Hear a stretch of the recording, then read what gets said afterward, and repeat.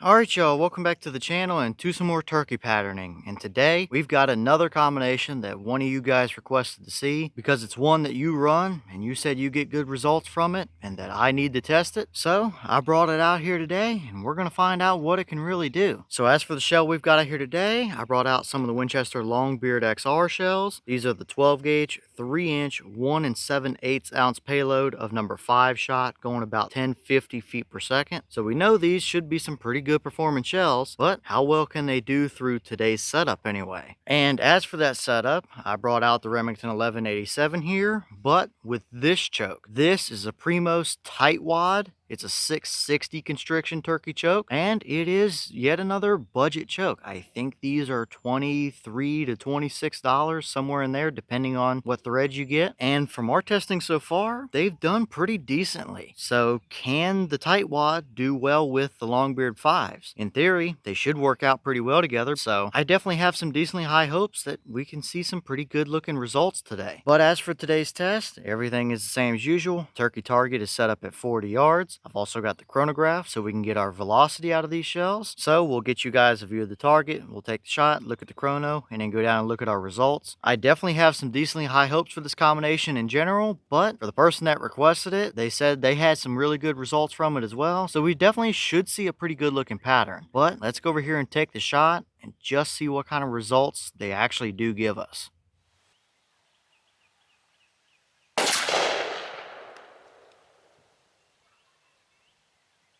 Alright, so that shell gave us 1110 feet per second through the chronograph. The box claims 1050, so that is what, 60 feet per second above their claim, which is not at all unusual for longbeard shells to be above their claim, at least out of that 1187. Chances are they might test it through like a 24 or 26 inch barrel, but we have a 28 on that gun, so this is not at all unusual for what we typically see. And 1110 is pretty much right where I'd kind of want them to be, between 11 and 1200 feet per second. So definitely not looking too bad up here as far as velocity goes, but how well did it actually pattern down there at 40 yards? Let's go take a look and see what kind of results we got.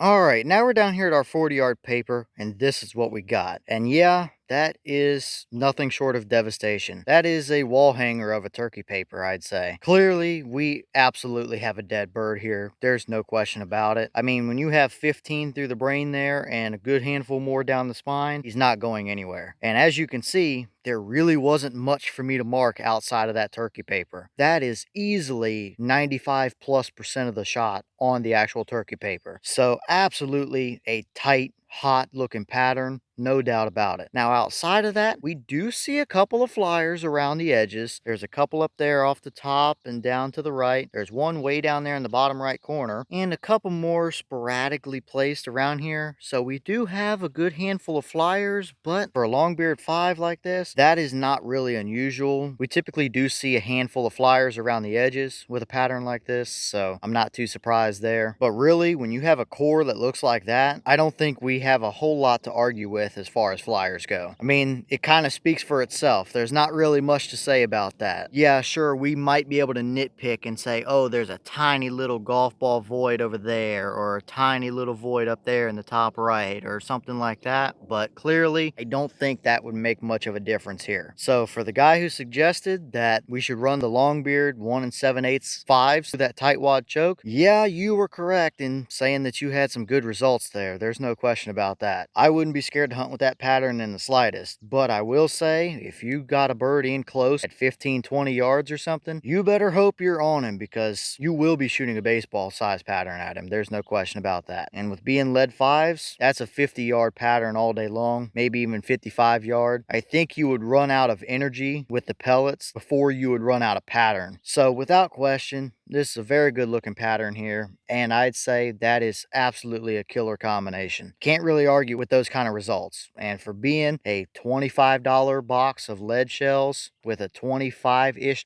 choke, I think we can claim this as a budget setup, and that'll kill birds just as good as any TSS load. So definitely looking great here, I'd say. Not really much to argue about, and we absolutely have a good combination on our hands.